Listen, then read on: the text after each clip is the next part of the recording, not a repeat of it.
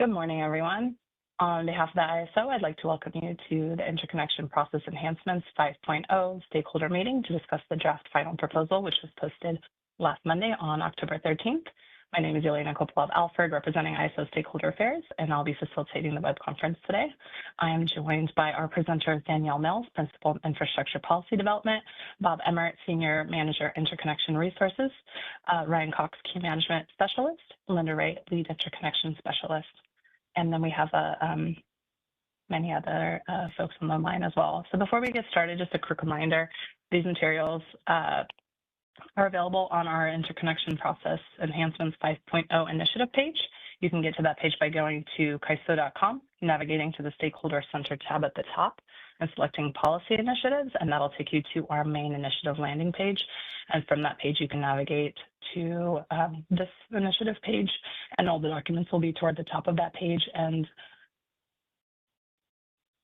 and that's also where you will go and submit comments after this meeting as well. Okay, just a few housekeeping reminders before we get started. The call is being recorded for informational and convenience purposes only. Any related transcriptions should not be reprinted without the ISO's permission. And this meeting is collaborative and intended to stimulate open dialogue and engage different perspectives. But please keep your comments professional and respectful as always. Please try and be brief and refrain from repeating what's already been said, so we can manage our time efficiently today. So to raise your hand, the raise hand icon is now back at the bottom center of your screen. If you dialed in outside of the WebEx, you can press *3 to get into the question queue, and you'll have to unmute your line, and the event producer will unmute you in the WebEx as well. And please remember to state your name and affiliation before asking your question or making a comment. If you'd like to see who else is on the line, you can open the Intel or Transparency Viewer from the bottom right of your screen. And if you'd like to have closed captioning on the bottom left, there's the CC button. If you would like to add a question in the chat as opposed to verbally, you can send a chat to all panelists, and we will answer that. If you need technical assistance, today's event producer is Silas, and you can send them a chat at Inteller Events. You'll see them listed there as one of the panelists. On our agenda for today, we're going to go over the draft final proposal from the interconnection request intake process, changes to queue management and other processes, and then other issues that don't require tariff changes or are not included in the scope of 5.0. And then we're going to take a lunch break, and if there's still more questions and discussions, then we have the afternoon as well before we wrap up with the next steps. So here's where we are in the stakeholder process. As I said, the draft final proposal was posted last week. After this meeting, you'll have a window of 2 weeks to submit questions before we work on the final proposal that will be posted in December before our spring, or I think May board date. And Danielle can correct me there. And here I'm going to hand it over to Danielle Mills to kick us off with the proposal. Thanks, Yelena. Hi, everyone. Thanks for joining this morning. As Yelena mentioned, we are moving towards the final proposal phase of this initiative. IPE 5.0, as you all probably recall, is really intended to focus on issues that are critical to modify after the more transformational changes that we made in IPE tracks 2 and 3 of 2023 through 2025. And so we're really focusing on primarily on changes to the interconnection request intake process and really just minor tweaks that need to be made to address issues that were kind of unresolved or needed modification after IPE track 2 and 3 last year in 2023. So you'll see that a number of items we've kind of reorganized the whole proposal. A number of items have been taken out of some of these discussions and included in section 5. And those are items that we're not proposing to take forward anymore. So we're going to go through changes to the intake process, changes to the deliverability allocation methodology, and changes to queue management practices and other processes first. And then we'll do a quick overview of the items that we're no longer considering within the scope of this initiative. But just want to be really clear that what we're going to be moving forward are the items in sections 2, 3, and 4 the draft final proposal. And there's a rationale for having that more having that tighter focus. So we can go to the next slide, please, and jump into some of the things that we do plan to change. So the first proposal that we plan to make for the interconnection request intake process is a minor modification on the non-LSE commercial interest piece.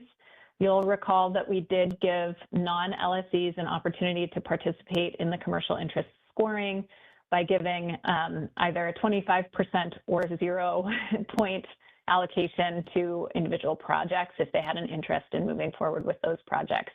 We did receive comments on this. We did not receive significant comments from non-LSEs themselves expressing any problems with the process that went forward in cluster 15. So we are not proposing any changes to the point allocation for non-LSE commercial interest projects, nor are we proposing any changes to the limitations of non-LSE participations. They have a 1 project limit per non-LSE. Those will stay intact. The feedback that we did hear was minor, but it did make sense that in cluster 15, we had a requirement that any non-LSE that was providing commercial interest points had to provide an affidavit attesting to the fact that the project was supporting a corporate policy goal on sustainability. I think that requirement is a little overly restrictive and too specific. And so we just proposed to take that requirement for sustainability out of the tariff. So it's a very simple, minor change, but it is the one piece of feedback that we heard from non-LSE participants in this process.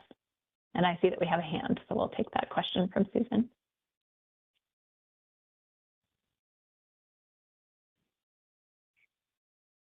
But anyway, I just wanted to say that we had actually made that comment a little last time and really appreciate the fact that you're taking this restriction out. So we're a little disappointed that you're not moving forward with some of the other changes, but this seems like a good step in the right direction and was a little overly prescriptive. So good support on this.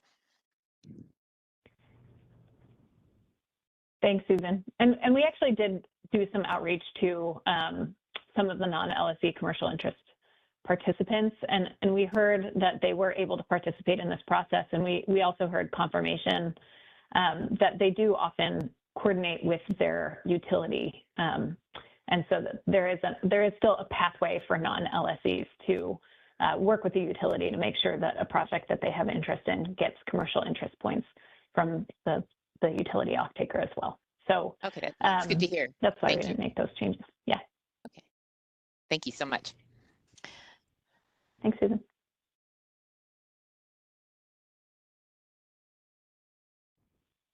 Okay, we can go to the next slide, please. And I will hand it over to Bob. Okay, thanks, Danielle, and good morning, everybody. So this topic is the process to modify the cap on the full allocation election process to where in section 4.11 of Appendix KK, the ISO tariff, it allows for the LSEs who lack sufficient points to match the capacity of one project. And it may, so that it can include the full allocation for one single project if it doesn't have enough allocation points for itself, but it is capped at 150% of the LSE's point allocation. And several LSEs had requested modifications to that process cap, believing that the amount was really not sufficient to meet their needs under various circumstances. So the ISO took this on, and we got a number of suggestions from various stakeholders giving us some alternatives of how that would look. But as the ISO considered those various alternatives, we felt they were the level of complexity of those was really beyond what we thought was appropriate for this.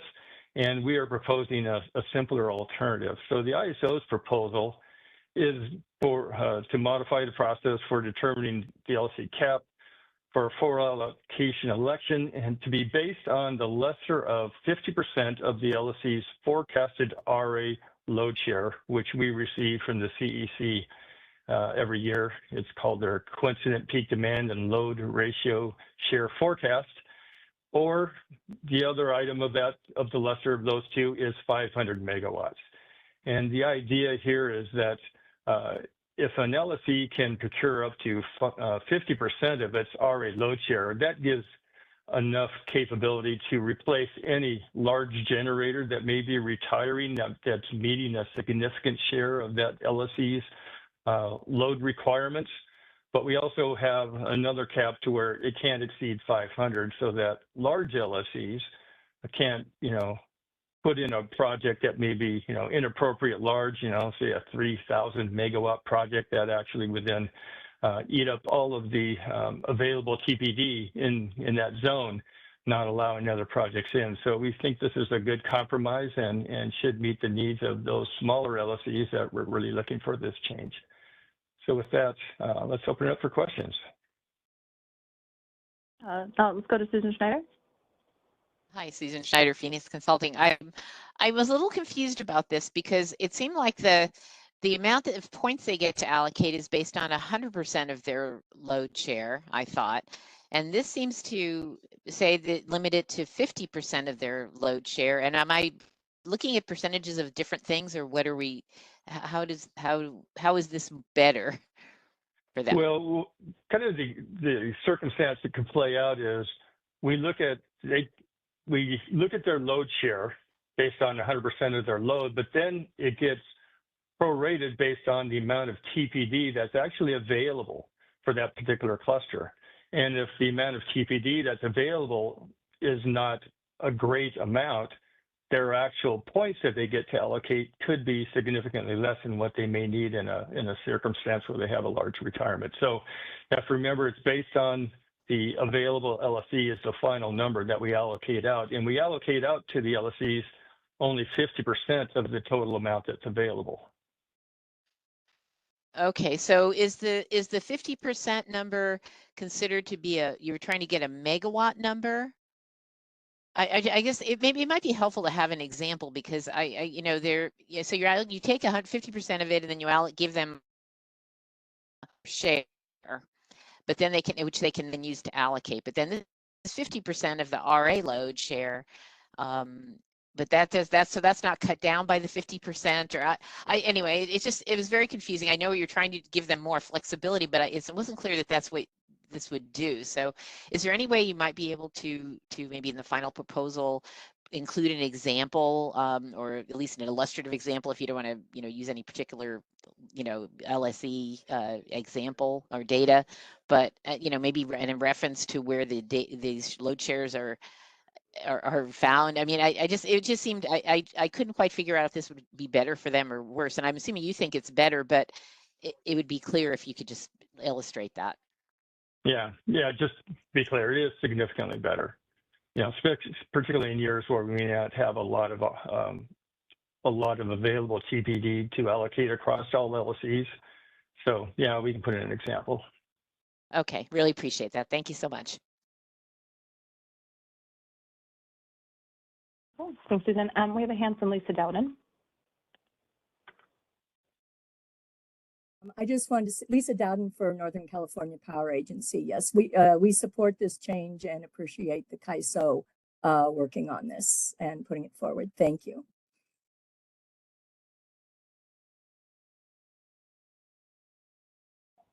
Thank you for that feedback. That's helpful. There are no other hands at this time. Bob, back to you. Okay, well, let's go on to the next slide.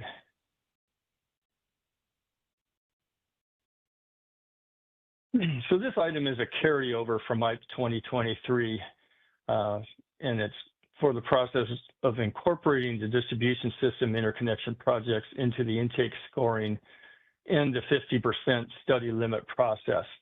To where in cluster 15, basically we allowed all WDAP projects in. They didn't have to go through the scoring process.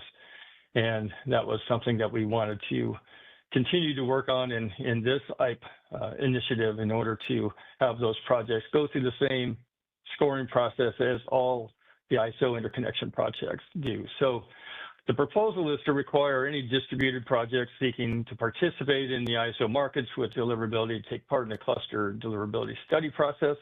That is really not new. That's already part of our tariff. But what is new is that the distributed projects must submit intake scores using the same application process that the ISO interconnection projects must put in to the ISO, our GRIP system. So they would be submitting their scores just like every other project that's interconnecting to the ISO system, where the eligible projects will then compete in the cluster scoring for inclusion in cluster studies, just like all projects. And so if those projects are then selected, their resource adequacy capacity would then count towards the 150% cap, reducing it for the next project for consideration, the next project at the next lower score in the same manner as any ISO interconnection project that gets into the study would reduce that amount that's available for the next project of the next lower score to be considered. And then also distributed projects involved in the scoring process where they may be, there may be a tie, and we currently use the DFAX process to break ties. That's the first tiebreaker. But if the DFAX cannot break a tie, the next step is an auction process. And so these projects would also be required to participate in that if they wanted to move forward, which includes the financial requirements that are described in Appendix KK, Section 4.1.2. So with that, let's open it up for questions. Let's go to Susan. Hi, Susan Schneider, Phoenix Consulting.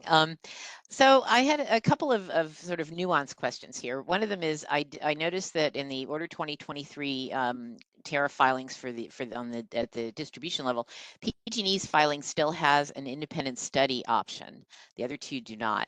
And in the past, it has been possible for projects to come in and ask for a TPD allocation without going through the cluster study process. As long as they're willing to, they'd be limited of course, if there's any local constraint. So I'm just wondering, is that still going to be, is it still going to be possible for independent study project or any other project study at distribution level to jump in, or do they have to participate in the cluster study process to be considered here?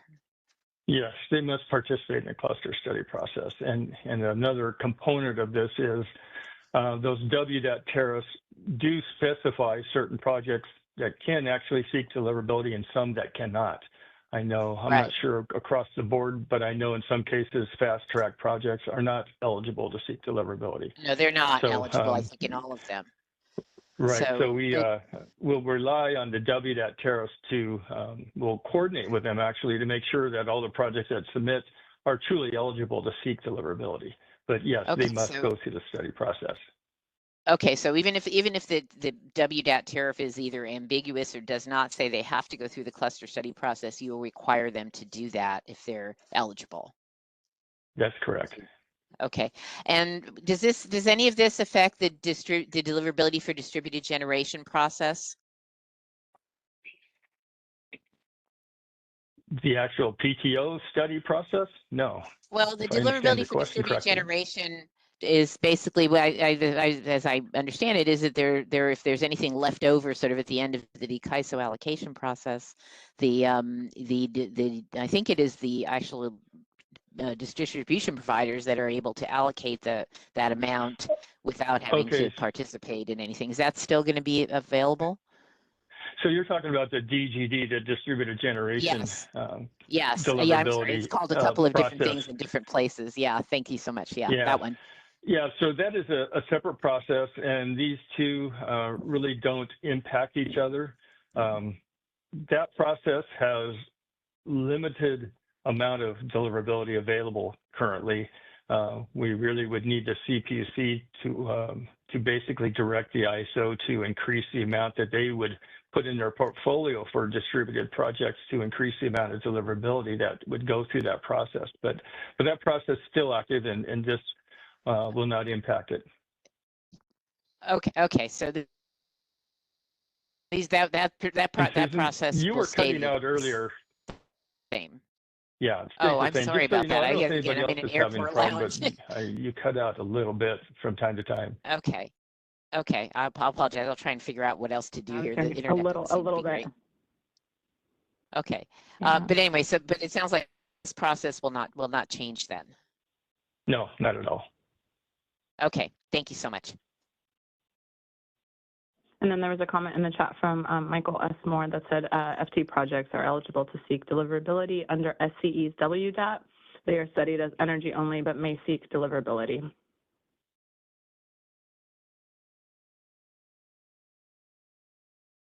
Okay, Bob, we have no other hands in queue. Oh, a hand just went up. Ben Peters. Let's go to Ben. Everyone, I guess a question in the timeline of this. It's based on the DDG discussion that you just had. I think the wording of the proposal is a little confusing. Any project seeking to participate with deliverability must take part in a cluster study. I think that could be clarified because a DDG project is separate. So I hope that's clear that there's some confusion there between them seeking that. My question is about the timeline. If you were to have a project going through independent study and having selected a FCDS study allocation, my understanding is those projects should be eligible to enter the study without this new requirement. And I do think that was clear in the proposal. However, in the most recent proposal, it says here on page 14 in the first paragraph, these changes will affect distributed resources seeking deliverability in the future, beginning with cluster 16. Distributed projects that already have deliverability or are being studied in cluster 15 will not be affected. And I think there's a third category of distributed resources that are currently seeking deliverability outside of the cluster 15 process should continue to be eligible. Does that make sense? Yeah, there is no process outside of the cluster study process other than the DGD. So we can make that clarification, but the projects, even independent study projects within the PTO WDAT independent study process, they must be studied. They're not able to bypass this process. Right. They definitely will still need to be studied. We are making a change, a sort of seemingly retroactive change to the intake process of them being studied. You know, they applied with the current set of rules that they would be studied, and now the rules are changing so that they may or may not be studied based on the results of the score. Right. So the ISO does not have an independent study process anymore. So regardless that the PTO may have an ISP process, when it comes to being studied for deliverability at the ISO, they must go through the cluster study process. And they have to go through this intake scoring process, just like all projects. Well, that's the proposal, but the previous rules did not, the previous and current in effect rules do not have this requirement for the intake study. And to me, it seems like a rule change for projects that have entered the independent study process with the understanding that they would need to participate in the cluster study process, but without the additional new requirement for the intake scoring. Well, Ben, you're can you basically introduce yourself and your affiliation as well? We missed that in the Oh, beginning. sorry. Yeah. Ben Peters with US Solar. Thank you. so we're not going to have two different paths where one group actually gets into the cluster studies in one path and another group has another path. You know, this is basically dealing with the ISO tariff. It's not retroactive as far as I'm concerned with the ISO tariff. You know, PTO tariffs have their own process, but the ISO is consistently doing it this way. So I don't see us actually doing some retroactive rate making process within our tariff.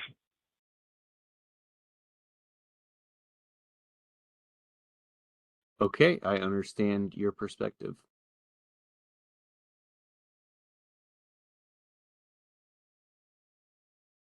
Okay, thanks so much, Ben. We don't have any other hands in queue, Bob. Okay. Well, let's go to the next slide. And so this is section 3. So we're going to be talking about deliverability allocation practice changes. So let's go to the next slide. So this is a process where we're allowing operational energy-only projects to seek deliverability. It's something we had allowed through ICE 2023 for cluster 14 and earlier projects to seek an allocation to the commercial operation group. And we prohibited energy-only projects from seeking an allocation in any form in cluster 15 and beyond. And we received some requests from various load-serving entities that were requesting that energy-only projects in commercial operation would be allowed to be restudied, to not necessarily go through the allocation process as energy-only, but to be actually restudied to where they could then, following the studies, seek an allocation for transmission plan deliverability. The ISO looked really hard at this and really looked at all the various issues that would kind of play out in that various circumstance. And we end up having a number of concerns with that option.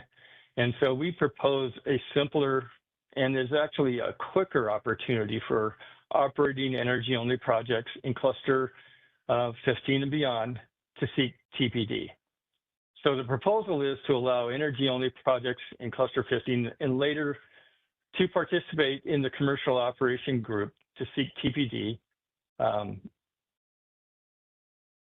the way it was designed in the ICE 2023 Track 3 process. So projects would be required to demonstrate having a procurement agreement with a load-serving entity that has a resource adequacy obligation, and that also requires that that project seek transmission plan deliverability and that it's procuring that RA for 5 years or more. Those requirements are basically in line with the TPD allocation process for all projects that are seeking an allocation with a PPA, so this aligns with that process. And these requirements will apply equally to all projects seeking an allocation in commercial operation group, regardless of cluster they are in, which meaning this would apply to cluster 14 and earlier projects, as well as cluster 15 and later projects. So let's open it up for questions. We have 3 hands in queue. The first hand is from Lauren Carr. This is Lauren Carr from CalCCA. First, I just wanted to thank the CAISO for including a proposal related to this topic. CalCCA supports a pathway for energy-only resources to request deliverability going forward. And we think it makes sense for projects to demonstrate procurement agreements with LSEs with an RA obligation. I did have one question related to some of the language in the draft final proposal, where it says projects will submit a non-refundable fee that will be used to study to determine the eligibility of the EO resource to receive TPD. And then it says if the project is behind a deliverability constraint, then the capacity will not be eligible for TPD. Can you explain what that last part means? I guess I'm wondering if the energy only project would be able to fund an upgrade so that it could receive deliverability if it is behind a constraint, or are you saying something else there? Yeah, that is consistent with has been our long-standing process of any energy-only project seeking deliverability must actually be involved in a study to determine if it's behind a constraint or not. So that we are not proposing that an energy-only project that is found to be behind a constraint that would need an actual upgrade to make it deliverable, that it could actually participate in actually building a new upgrade. So as you mentioned from the proposal, that if it is found to be behind a constraint, it would then become ineligible to seek an allocation because it cannot become deliverable because we don't have enough transmission capacity to make it deliverable. So that is something that we've been doing for, ever since we started the allocation process. So we're just continuing that on. So in this case, that's probably the biggest difference between what was requested, which is they would be able to be studied and actually build upgrades to ensure that they could be deliverable. In this proposal, we won't be doing that. Okay, thanks. That's helpful. So would the process then be like if there is existing deliverability through upgrades from like a policy measure, policy driven transmission upgrade, and there is now excess deliverability, then the energy only resource could be allocated that deliverability, and if there's not, then the energy only project would not be able to fund network upgrades. That's correct. There's for most projects, it's a matter of, is there still available TPD that can be allocated to the project before we run out in that allocation cycle? Everybody's involved in that process to where energy only project could be behind no constraints, but there's just not enough deliverability to allocate to it when it, based on its score or its condition, its turn to be considered is. What's unique here is that if it's actually behind a constraint, there may actually be deliverability available, but if it's behind something such as a local constraint that would need a local deliverability network upgrade, then it would be ineligible. Okay. That makes sense. Thank you. Lauren, we're going to go to Salmia Sastry.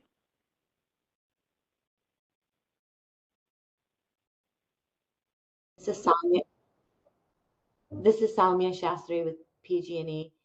So I also am very appreciative of the inclusion of this proposal and thank y'all for doing that.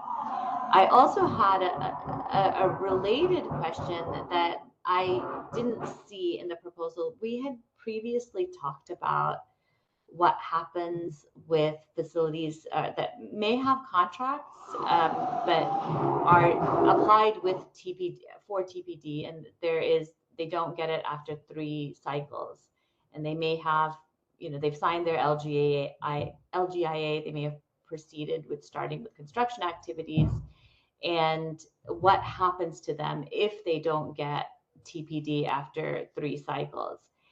And we'd floated the idea that they'd be allowed to convert to energy only and then continue to develop if they have a contract and are meeting their time and queue requirements.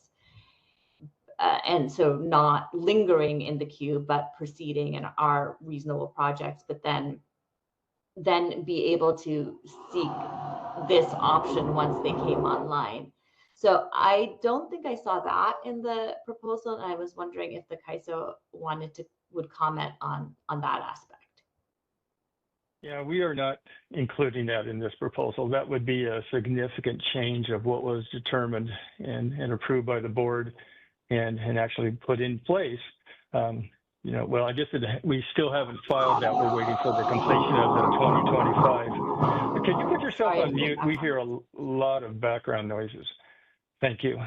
So that would be a significant change from what was the board has approved through Thank IPE 2023. So we're not going to be considering that.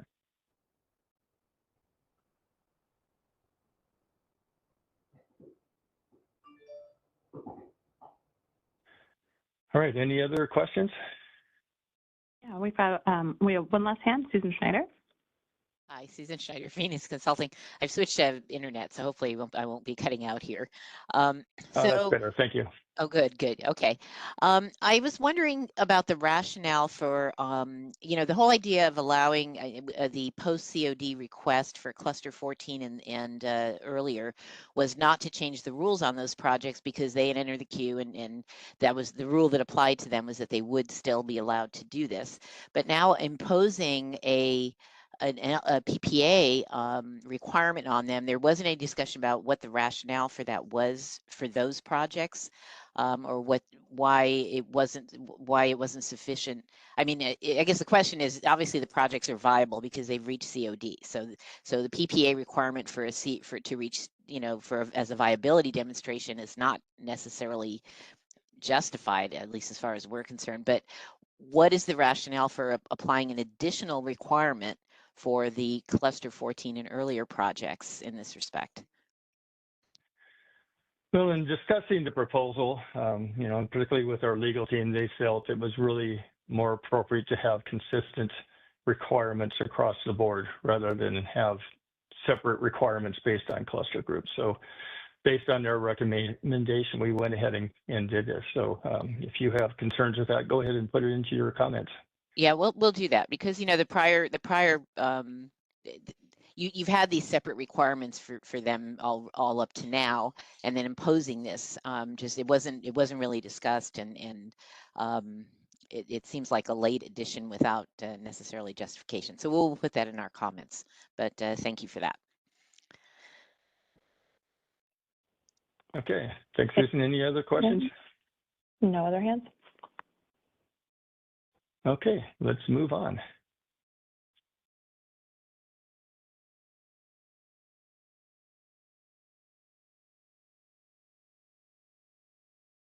And I think this is being turned over to Ryan, is that correct? Yep, this is Ryan with CAISO Queue Management. We can go to the next slide. Yeah, so as everybody knows, the CAISO had put forward a proposal kind of asking for stakeholder input on ways to manage the accumulation of stagnant projects in the queue. We didn't get many specific ideas on how to manage those projects, but we did get some concerns that no proposals were being put forward. So after hearing those concerns and some suggestions from stakeholders, the ISO's proposing the following changes for stagnant projects. So the first proposal is to apply commercial viability criteria, including the PPA requirement, which matches the project's deliverability status. We would be applying that to all projects, including energy-only projects that seek commercial operation dates beyond 7 years in the queue. And failure to meet that criteria would result in the project being withdrawn. The second proposal that we're proposing is for cumulative COD extensions requested by the IC may not exceed 3 years from the requested COD. That includes even if you do meet CVC or have a PPA, the accumulation of COD extensions could not exceed 3 years. So I think those are the proposals, so we can go to questions. Yeah, we have a hand from Susan Schneider. Hi, I've got 2 questions. One of them is with respect to the commercial viability criteria for energy-only projects. Just a clarification question. It does say in the proposal that this application of the CVC would include the additional 1-year extension if all of the other criteria were met except the executed PPA, but it doesn't mention the fact that the current CVC, the extension for the PPA is to the later of 8 years in queue or 1 year after the request is submitted. So is that is that the same? Is that going to be the same way that it will be applied to energy only projects as with respect to that PPA extension? Yes, we are not currently proposing any changes to the later of 8 years or 1 year from the request.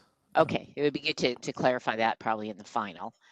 And Mm. then my last comment was that the cumulative COD extensions, I think, as long as the project is meeting the commercial viability criteria, this seems extremely restrictive, especially given issues around uncertainty around federal permitting and other things that are happening now. I think we'll put this in our comments, but that wasn't talked about before. It wasn't discussed, and the reasonability, it seems very arbitrary. And not really justified in the proposal. So if you had a reason for picking 3 years, okay, maybe you could explain that. But we really feel that as long as the project is meeting the rest of the criteria and proceeding in a reasonable way, that this restriction is probably not needed. So, and I would say that as LSA being, LSA has supported, projects or restrictions to get the dead projects out of the queue, but this one just seems a little bit much. So, again, we'll put that in our comments. Yeah, we look forward to seeing your comments. And I believe the 3 years was chosen to align with the recent FERC orders that had put some restrictions on how far a project could extend. But yeah, we look forward to reading your comments. Okay, thanks very much. Susan, we have 3 other hands in queue. The next one is from Vineet.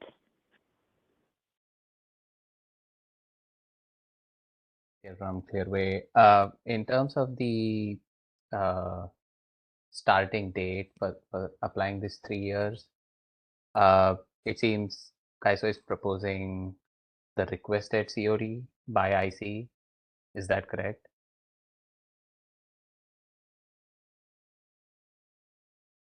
Sorry, could you repeat the question? The 3 years, the counting of the 3 years, is the start date to count those 3 years is when is what IC requested as the COD in its interconnection application. So for example, IC enters into like a cluster study requesting a COD. Is that the date CAISO is going to use for 3 years? I'm actually not certain. I'll turn it over to Jason. Do you know the exact start date that the 3 years would be based off of? Yeah, so it would be, the answer is yes. It would be triggered by the interconnection customer making the request to extend their COD after after FERC approves the order. And so typically what happens is like IC request one COD, but PTO comes back saying that these are the network upgrades, these are the PNU, stuff like that, and this date cannot be met. It needs to be 5 years out, for example, because of the network upgrades involved. So I think CAISO probably should use that instead. Well, here comes the debate of whose responsibility or who's triggering the delays, right? There's many variables and ways and scenarios in which this could play out, right? And so one of the considerations here is, yes, an interconnection customer will always request under this new policy a COD within 3 years because they're prohibited from extending from anything further. If the PTO comes back and says no, due to delays on the interconnection customer side, this project cannot achieve commercial operation within that 3 years, then this policy would trigger into play and be effective.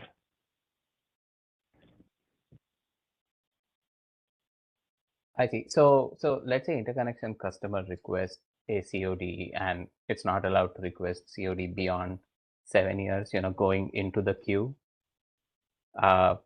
Let's say it selects COD 7 years from the entry, but then PTO says they need whatever, like 8 years to build an upgrade. So CAISO would use that COD to start the 3-year clock. Is that correct? So I'll clarify. Yeah, the first question you asked, I was assuming that was based on a modification request after the study process. Under the second scenario you proposed, the 3-year trigger would start upon the first modification request to extend a COD. So the phase 2 study results, okay. or I guess the facility assessment, facility study results, using the new terminology, would identify the new earliest achievable milestones for the project based on the study results. And then if and when an interconnection customer requests a COD extension via a modification request, this policy would be triggered and start. Okay, yeah, okay, that makes sense. The second question I have is, let's say interconnection customer meets all the CVC requirements, and the PPA, because that's part of CVC requirement, PPA has a COD that's beyond this allowable 3 years. Let's say like the COD is like 5th year. So will CAISO withdraw that project? Is that the proposal? That's the proposal. The project should be negotiating CODs with its off-takers within the limits of its extension opportunities. Okay, all right. Yeah, that's all. And again, this is to prohibit projects from lingering in the queue for too long, right? We believe that 7 years in queue plus 3 years is completely reasonable. And if a project cannot develop, get procured and develop within the 10 years, or a little bit later if the study results, trigger a long lead upgrade, et cetera. But, or if there's a PTO or a PTO ISO extension resulted in the middle of it, right? But based on the interconnection customer's COD extensions, 3 years is a reasonable time frame, theoretically, to push out the COD to 10 years in queue to develop a project. And if it cannot, that's the point at which viability then becomes a little more questionable. Okay, thank you. Thanks, Vineet. Our next hand is from Nritya. This is Nritya Guru from PG&E Transmission Planning. Are you able to hear me? Yeah, we can hear you. Yes. I was hoping to get clarifications on 2 items. I'm sorry if this is already clear to any in the meeting. So this proposal is only when the project requests for a extension, milestone extension, right? So if there is a project which is not requesting milestone extension and it has crossed its COD, whatever it has in the LGIA, what happens to those projects? Are they currently being asked to withdraw, or do they just stay in the queue? So if we know that a project is not able to meet its current milestones, then the queue management team will reach out to that project and essentially require them to submit an MA in those milestones. Obviously, if their milestones are already in the past, then they can't achieve their milestones. We usually will allow some latitude for them to submit that MMA, but if they do not do so in a timely fashion, then we would put the project in breach, wherein the only way to cure the breach is to submit an MMA to extend those milestones. And then that is when the determination would be made if a project doesn't meet CVC or has to go beyond 3 years, then they would be withdrawn. I see. And okay, what is, like, I know there might not be a strict answer to this, but just from my understanding, any approximation, what is the approximate time difference between the queue management, determining a project as beyond its COD and the project finally being asked to withdraw in case it was already in the queue for more than 7 years or 10 years? Yeah, it's hard to give an exact timeline on that. Obviously, this is a new proposal, so it's not something we've done in the past. I would like to think it would be the span of a month or two, but it would be really hard to say, and it would really come down to the specific case-by-case basis. Yeah, what I'm concerned about is you mentioned there was some latitude about the time the IC is given to submit a MMA. So I was just wondering what is like the range of that? Is it like a couple of months or is it like a year? Just to understand how long it takes for a project to go outside its COD and being asked to withdraw. Thank you. The second question I had was in the proposal, it said that the based on the reforms in the that were considered in track 2, it is not being implemented because it would probably affect an insignificant number of queued projects.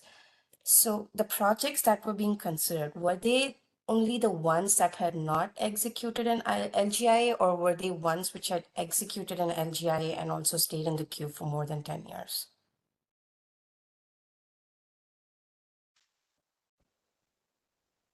Apologies, Danielle. or go ahead. Yeah. I can take that, Ryan.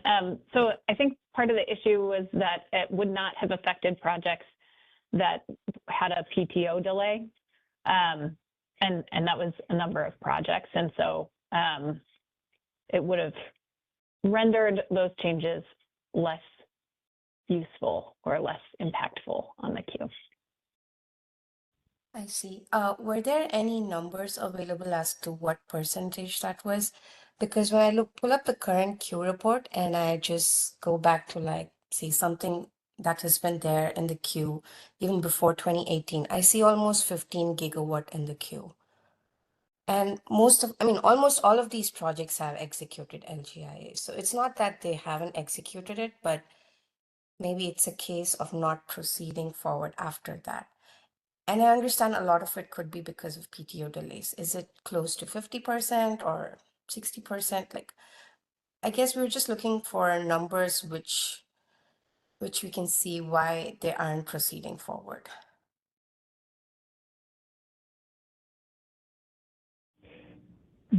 Enrique, this is Jason.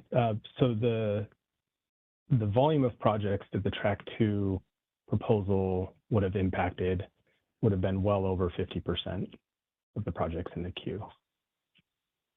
And there's some argument to say that it's much greater than 50%, but some of that was subjective. Sorry, Jason. And okay, to clarify, if we had implemented that rule from Track 2 about the time and queue limits, it would have impacted 50% of the projects? Sorry, yeah, good clarification. So more than 50% of the projects would have not been impacted by that policy, meaning that less than 50%, meaning that policy would have applied to less than 50% of the projects in the queue. And there's some arguments to say much less than 50%. I see. Is there like any gigawatt amount this might be? The reason I'm not trying to I be don't know. difficult. Yeah, I'm sorry. We don't have those levels of details right now. I understand. It's just that we're seeing the upgrades required in these studies, and they just get more complex, longer duration, and it would really help if we were able to clear the queue and clean up our cases. It would help the projects coming on. It affects all the projects in the number of upgrades that are being tagged to them, the cost of the upgrades, the duration of the upgrades. So I think it would be helpful if we could look into this. Yeah. Project. Thank you. Yeah, absolutely. And I think everybody on the call here wholeheartedly agrees with you on that aspect, right? The more projects and the more capacity we have in the system, the bigger the upgrades are that are being triggered in the study results. And if we can clear non-viable projects, that very much impacts the study results on an annual basis. And really that's the reason for the level of strictness, if you will, or applicability here that in these two policies that Ryan has put forth. And the biggest purpose of these two elements is that it's very much customer driven rather than the ISO or PTO coming back and saying, no, you don't meet these qualifications that may or may not be subjective.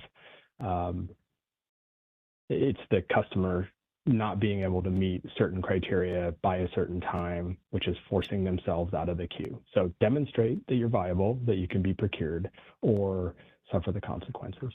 It's just going to take time for all of this to play out and right size the queue, and by time, likely several years. Yeah, I'm concerned with the amount of time that it might take to clean up the queue if we're waiting for projects to seek an extension before they're deemed in breach, and then we ask them to leave the queue.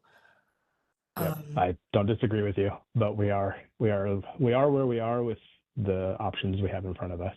And yeah, I would encourage you to put those concerns in your written comments to this. That would help us evaluate and consider. Sure, thank you, our Jason. options. Sure. Yeah. Okay, we have 2 more hands in queue. We have Rianne next. Rayanne Quadro with Gridwell Consulting on behalf of EDF Power Solutions. I am very familiar with and very sympathetic to, the bulk of the queue and how difficult queue management is. But a little worried to hear this sort of draconian, I guess, approach to clearing out the queue. In our last set of comments, and as well as this coming set of comments, EDF outlined that the current administration's policies at the federal level are shifting permitting substantially in ways we couldn't have predicted, and also shifting procurement, not energy procurement, but like materials procurement and labor in ways we couldn't have expected. And that, with this open IPE, the CAISO has an opportunity to map out some areas where customers really do not have some control, and get in front of how to extend CODs to the extent that those are the circumstances. I really understand wanting to clean out the queue in a holistic and efficient way. But the bottom line is a lot of these projects require to look at them individually to see if they're viable, or to see if their delays are beyond their control. Right now, they get that due process by having, these breaches and ultimately having the project have to be taken to the FERC with a meaningful material breach in order to terminate the GIA. So I guess I'm just a little concerned that they're not going to be entitled to that level of review anymore. It's a lot harder to get reinstated into the queue than it is to have a discussion. And then the 7-year period also was developed at a different time in energy development, like holistically. I think it's pretty clear that 7 years isn't enough time in the queue for a lot of projects.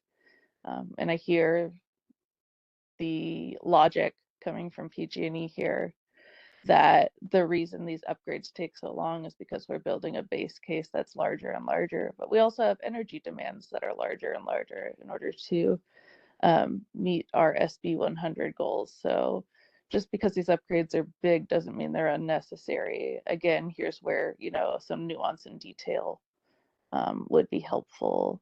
So I guess what I just wanted to provide sort of that feedback, encourage you to go look at EDF's comments around the permitting and so forth that we provided in the first round, and put sort of those thoughts out there for the larger discussion.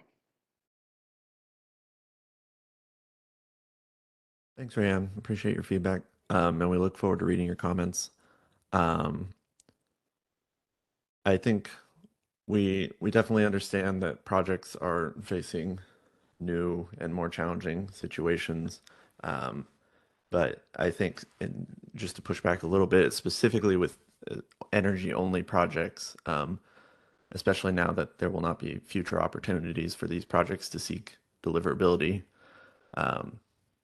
There is some room for kind of tightening the requirements on these projects that currently, if they submit an MMA, really don't have any limitations on how far they can push out their milestones. Understood. Yeah. And I can, I can see that sort of, for lack of better phrasing, loophole as plain as day.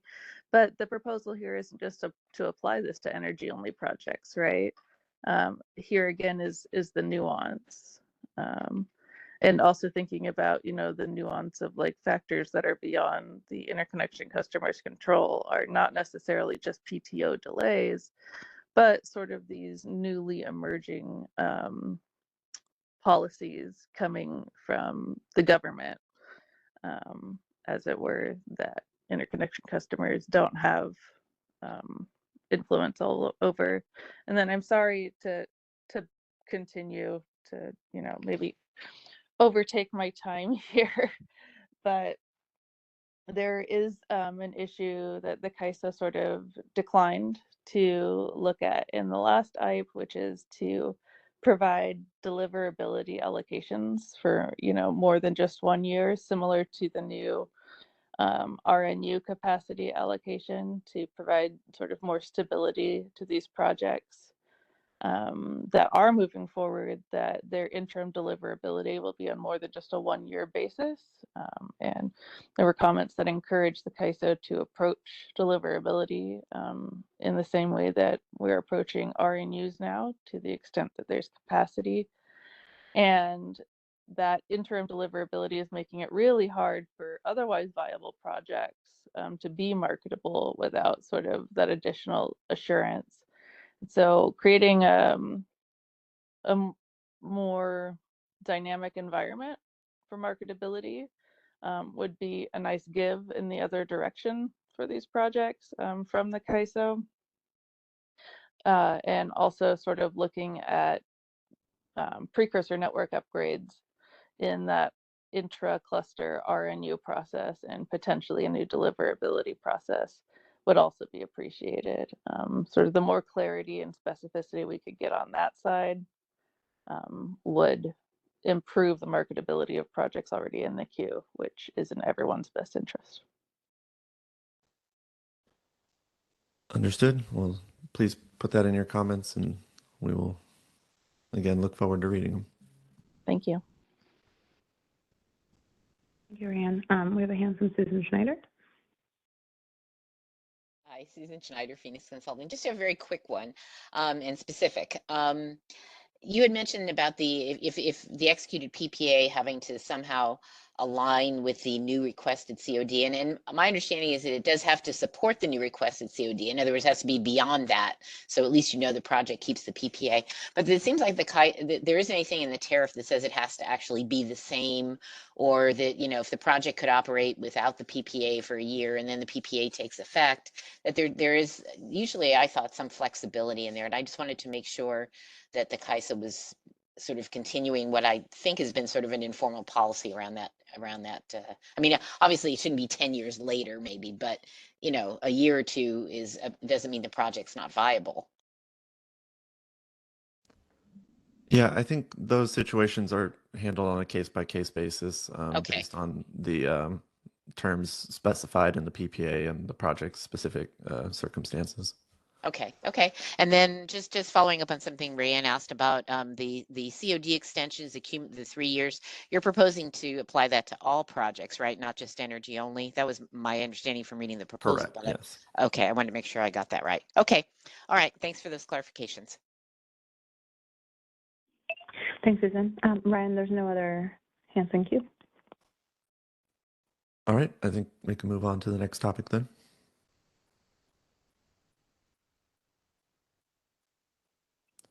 Okay, we're going to hand this over to Linda Wright. Hello, everyone. I'm Linda Wright, Interconnection Specialist.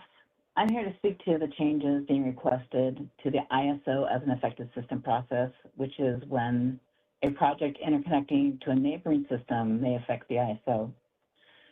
Comments on this initiative were received from Edison, PG&E, and LSA. All comments were in support but voiced concern of the required queuing position of an ISO as an effective system project relative to a current ISO cluster study. The tariff currently states that the effective system projects will be queued higher than an ISO cluster that has not yet received its cluster study report. This could adversely impact an ongoing cluster study. So to remedy this concern, the ISO is proposing that effective system projects be queued lower than an earlier ISO queued cluster. In addition, we are proposing an initial $1,500 study deposit once a project is identified as affected. This upfront amount is needed to fund review work that is completed prior to the tendering of the effective system study agreement and the associated study deposit that is due at that time. And this amount would be credited towards the full study deposit amount required. Further, we want to clarify that the deficiency cure process is not a one and done process. I think we can all relate to that. We wanted to point out that it's iterative until all deficiencies are cured. This is important because the 150 calendar day study timeline as it exists today includes the validation process. And we're proposing that the study timeline start after the deficiency cure process and once the study agreement is executed and the increase to the study deposit has been made. We also need to clarify that the studies may need to, a study may need to be delayed until an earlier effective system study is completed if they're in the same study area or otherwise may have impact on an earlier ongoing effective system study. The tariff currently states that the study is required to consist of a power flow, stability, and short circuit analysis. We are clarifying that the effective system study will only include those reliability studies deemed necessary. We're also proposing the ability for an effective system to waive a study results meeting. Those are all the things that we are proposing, but I also wanted to note that there were a couple of other comments received regarding challenges interconnection customers face when their ISO queued project affects a neighboring system. And this initiative does not address this process. Are there any questions? Linda, yeah, we have a question from Susan Schneider. Hey, Susan Schneider, Phoenix Consulting. Hi, Linda. Yeah, I just want to say this all seemed very sensible, and we're happy to see the whole clarification on who has priority. We just couldn't really see how that would work earlier if these studies would get priority over cluster studies that were already in flight. So this does make sense, and I know you've had some trouble with that in the past, but it does seem like a real sensible approach. Yeah, thank you. Yeah, we have the same concern. So, thanks. Mm-hmm. Okay, there's no other hands in queue. All right, thank you. Thanks so much, Linda. Let's go to the next slide.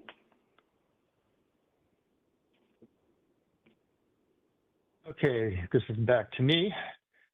So I've got a couple of pretty simple changes here that I'll be addressing. The first one is modifications to the commercial readiness deposit.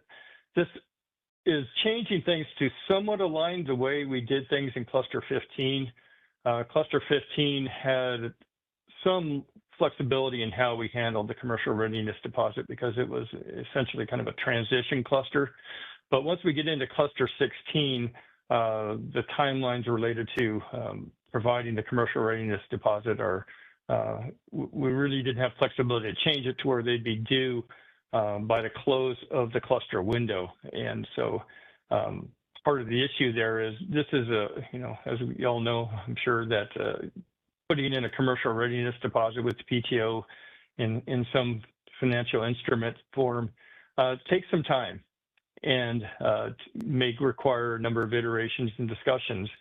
And so we really felt the way that it worked with Cluster 15 was better to put this at the end to where really the projects that are implementing this are the ones that are truly moving forward. And, not necessarily projects that either are seeking to interconnect that ultimately does not have any TPD available to it if they're seeking full capacity delivery status, or are not moving forward because they have low scores. So The downside of this is this could actually result in more projects coming into the queue because they don't have to do this as part of the requirements just to put in an interconnection request. But we felt that the efficiencies overall in the process are outweigh that concern. And so that commercial readiness deposits will only be required for projects that successfully complete the scoring and ranking steps and are proceeding into the interconnection request validation process. And then those deposits would need to be accepted by the interconnection or the interconnecting PTO and completed by the close of the customer engagement window in order to proceed in the cluster study. That is the way we handled it with cluster 15 as the deadline. So with that, are there any questions?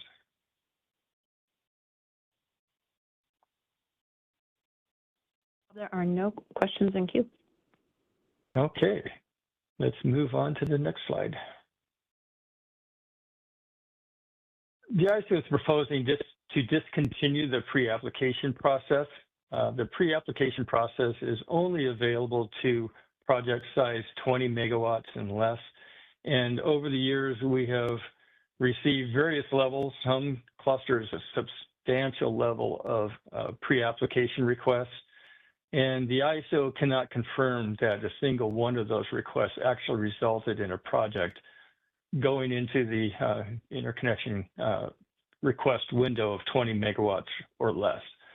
And currently with the new process that we developed, beginning with cluster 15, where the ISO is publishing data on all POIs studied, and also we are making available redacted study reports. This information far surpasses any information that a pre-application report provides, because in those reports you're saying, I want to connect to this POI, give me some information related to that. The information we have out there gives information on all POIs so that a potential interconnection customer can really not just focus on one POI, but on all POIs that have been studied. So we feel that really the information that would be provided by the pre-application report is much less than what's available now. So our proposal is to discontinue the pre-application process by removing section 1.3 from the ISO tariff. Are there any questions?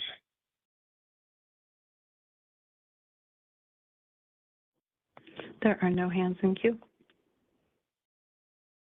Okay, I think it's back to Danielle.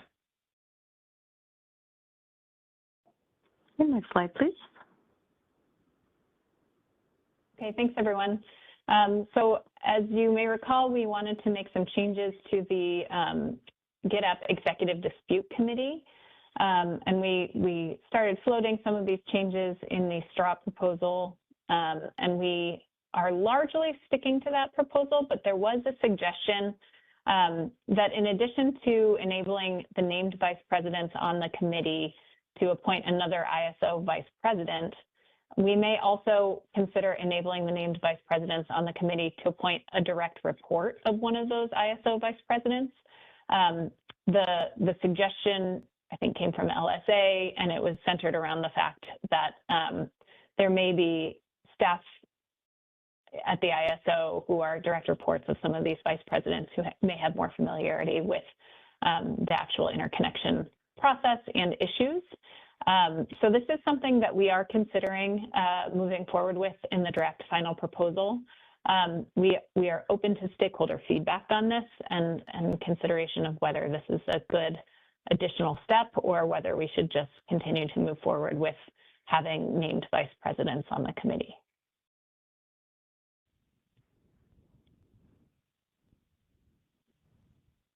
Danielle, we have no questions in queue. Okay, thanks. We can move to the next slide then, please. Great, thanks.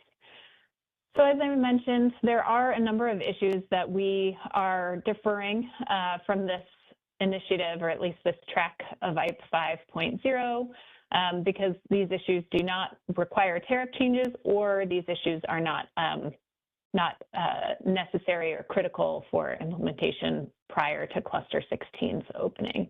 So if we go to the next slide, I'll walk through what those issues are, kind of all in one. Thank you.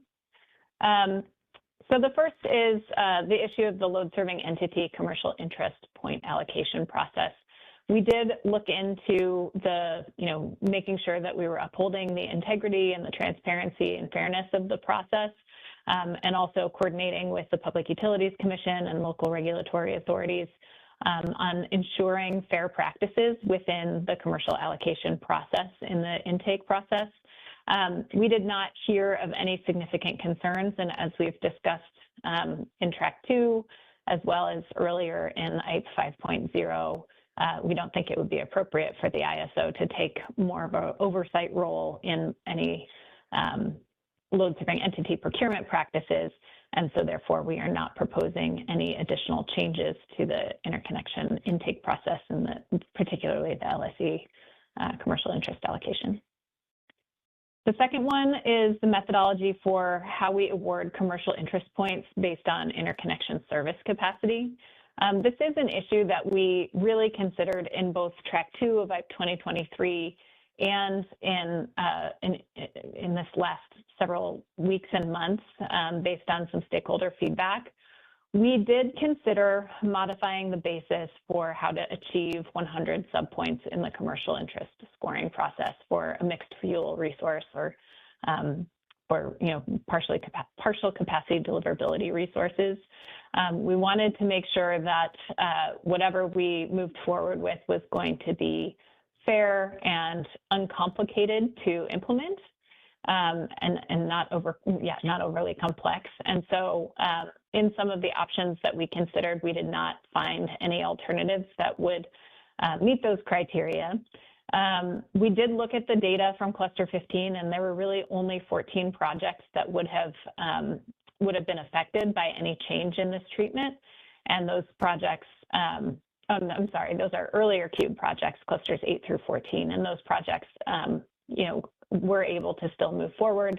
And so the complexity of adjustments to this part of the process just didn't seem necessary to us for cluster 16.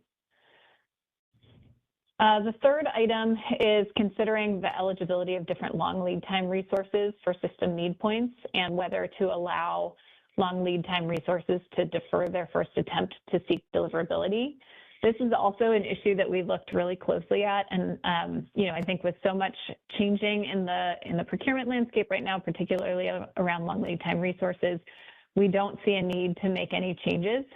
We do have a process in place under Track 2 changes and Track 3 changes to be really clear and transparent about which resources are eligible to be considered as long lead time resources, and we have a process in place from Track 3 where we'll be very transparent with those designations in the transmission plan that will be approved this May of 2026, prior to the opening of Cluster 16, and not just clarifications in terms of the resource type, but also the POI, where we're looking for those long lead time resources to seek to interconnect. So we are not moving forward with the idea of allowing long lead time resources to defer that first attempt to seek deliverability.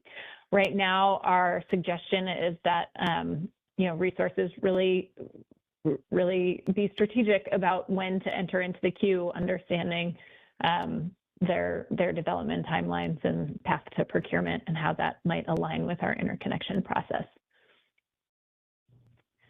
The next item is considering deliverability reservations for projects that are waiting for long lead time deliverability network upgrades. I want to just flag, we did hear Rayanne Quadro's comments on this earlier in the topic of implementing CDC requirements and other queue management tactics.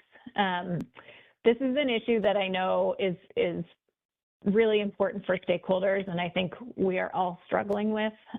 We recognize that there are a lot of long lead time deliverability or delivery network upgrades.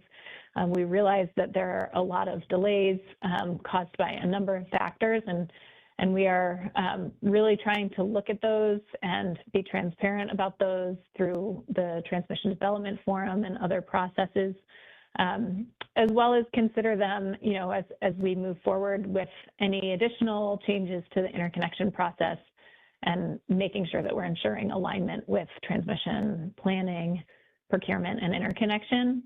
But this is a really difficult issue for us to address, and some of the alternative approaches that we've looked at in the past, like multi-year interim deliverability, simply won't work, both on the engineering side and on the legal side. It's very uncertain for us to give out interim deliverability for more than 1 year because so much changes on the system. We're constantly bringing new transmission capacity online, new resources are constantly coming online, and to give that certainty just isn't a possibility at this point in time. So again, it's going to require a lot of close coordination, not only between the ISO and state agency processes, but also close coordination between developers and their off-takers around how to make this all fit together, and understanding that we need to continue to move forward with those delivery network upgrades. With that said, it is not something that we feel we have the ability to address in this IPE 5.0 initiative. It's simply too big of a challenge, too big of an issue, and I think we've looked at all the alternatives and don't see a proposal that we can move forward with without creating additional risk to the system and to the broader processes. So we are not moving forward with this in the scope going forward. We also looked at changes to the GIA execution milestones in this last round between the straw proposal and the draft final proposal, and looked at our requirements under FERC Order 2023, and had a robust discussion around this internally, and just did not see a way for us to move forward with changes to the process to enable deliverability allocations to come before the GIA milestones. So this is another item we're taking out of the scope for IPE 5.0. We are still committed to providing good data on consolidated and searchable, or good consolidated and searchable data on network upgrades. I understand the importance of the POI constraint mapping that comes out prior to the cluster window so that developers have the best information to work with to inform where the zones will be, where the transmission capacity will be, and to make important development decisions based on that information. The ISO has committed to getting that information out, the updated POI constraint map out to you by July 15th of 2026. We will continue to do that, and we'll move forward with that date. I do want to be clear that that information does take effort for our transmission planners to pull together. They have a lot of data that will come out of the transmission plan that will be approved in May of 2026 that they'll need to incorporate into that. We're also planning on providing an updated heat map to stakeholders. I think the requirements for that are 1 month after the transmission plan is approved. We'll provide I'm looking at the dates and want to be sure I get them right here. We'll provide an update of the heat map 1 month after the Cluster 15 study reports are issued, which is required under our tariff. And we'll also provide an update of the heat map 1 month after the transmission plan deliverability allocation report is issued. So we are working to provide you with the most up-to-date information as soon as we possibly can so that you all can move forward with important decisions.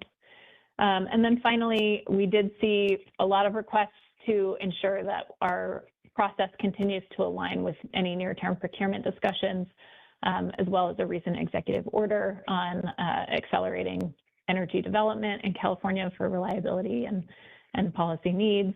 We are committed to that alignment. I think that alignment with the planning and procurement process is sort of the foundation of all of the reforms that we've made recently. With that said, we don't see any significant changes kind of on a macro level that are necessary to our process to enable projects to move forward. We are committed to moving commercially viable projects forward, though, within the rules of the ISO tariff. So with that, I'll stop and see if there are any questions. We have a hand from Salmia. Hello, this is Salmia Shastri with PG&E. So this is slightly different topic related to what you're talking about. I was wondering I think at the end of August, y'all had TPD, the attestations from people that cluster 14 projects that were in group D. And I was wondering if there are any high level statistics that you can release about TPD that may have been made available through that process, and if the information, the queue information that is posted reflects projects that may have lost deliverability during that time. Okay, I'm not sure. Yeah, thanks, Bob. Go ahead. I can speak to that. The current queue information that's posted reflects the allocation process that took place in 2024. So we'll update that after the study has been completed, where we do know which projects were able to retain that projects that actually were required to retain an allocation from 2024. So we do know that information, but then a number of projects that either sought it for again, or that we're not able to retain and resought and those type of issues. We don't know the results of that until the study is completed, and the study is just going to begin around the 1st of November. So you'll just have to wait for the results for that to come out. Okay, thank you.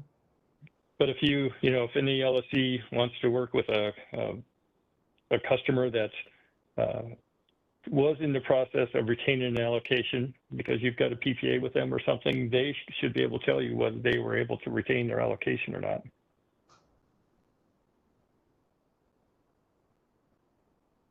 Yes, thank you. So we have no other hands in queue. Thanks, Elaine. I think we can move to next steps then.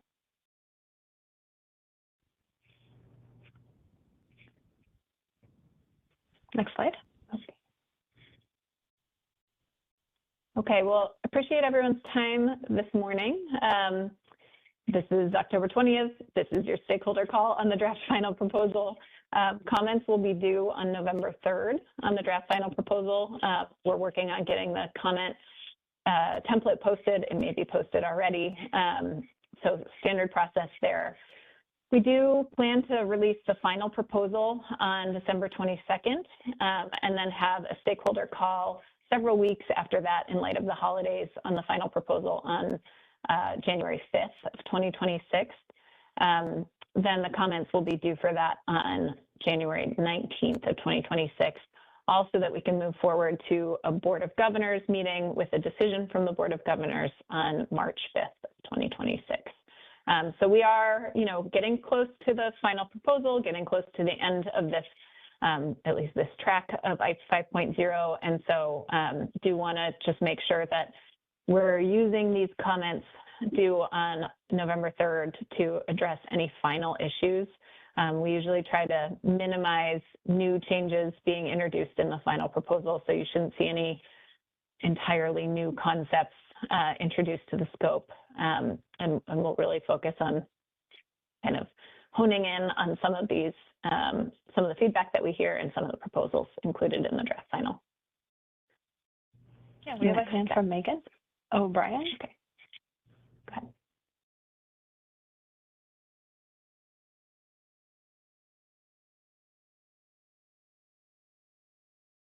Megan, go ahead. You're unmuted on the WebEx. Apologies, that was a mistake. Oh, no problem. Thank you. Okay, so as Danielle said, by end of day November 3rd, please submit your comments. That comment template will be posted by end of day today. If you need any other, if you have any questions, you can email us at ISO Stakeholder Affairs, and all the recording for this will be posted in a few days to the same link here at the website. Just to keep you involved in all the key items going on here is our list of events for this week. And you can pull these up on any of the presentations that we have posted to our initiatives. We started including these here. And then for insights into the grid and market operations, be on the lookout for our Energy Matters blog. There is a link there to subscribe. And the latest blog, if you see there, we've got Preparing for Winter, Taking on Great Importance by Brian Murray, Director of Balancing Authority Operations, and Raja Tapatabula, Director of RC West Operations. That was posted last week. In this blog, they explain how the CAISO is strengthening reliability for the colder months, from advanced forecasting and fire risk planning to new capacity additions and our extreme weather playbook. So on behalf of Stakeholder Affairs, I'd like to thank Danielle, Bob, Ryan, Linda, and Jason for presenting and answering questions today. And thank you to Silas, our event producer, for their support. In a few business days, the recording for this will be posted to the IPE 5.0 initiative page on the Stakeholder Center. And thank you for joining us today. Silas, you may now conclude the call. Thank you all for joining, and I hope you have a wonderful rest of your day. Our call is now concluded, and you may disconnect.